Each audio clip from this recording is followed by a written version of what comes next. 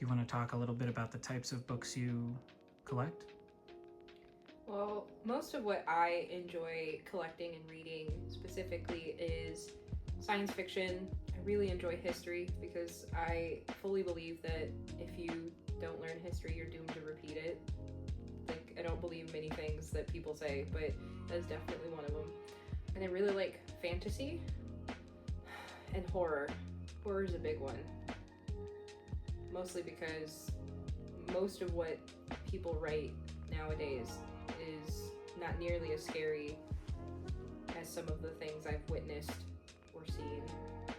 So it's kind of a comfort to know that the world can be less scary. I really want to make the books accessible for those of us who join in like our membership tiers. I believe that knowledge should be accessible, and even though I would like to offer it freely, I do want to expand upon that and be able to build more and be able to have more to offer, especially with a critical eye for like authors like L. Ron Hubbard, who, if you don't know, created Scientology, and before that he was an author, and honestly he's a really good author, so I can see why Scientology took off so well. I myself will not be joining, but I can appreciate his prose and the characters that he develops in all of the books and series that he's written. I also like his,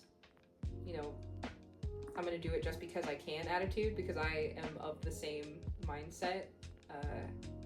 One of the series that I'm currently reading is called Mission Earth, and he published all 10 books. Didn't have to ask anybody, he didn't have to talk to any publishers, he just said, I'm gonna publish these, and that's what he did. I really hate the main character, and we can talk more about that in future videos, but it's really good. It's really good. A lot of his books came out in the 40s, 50s, and 60s, and there's not as much overt racism as I have read in other books from the 40s, 50s, and 60s, and so it's a nice reprieve from everything that I've read from that, that spans of 30 years.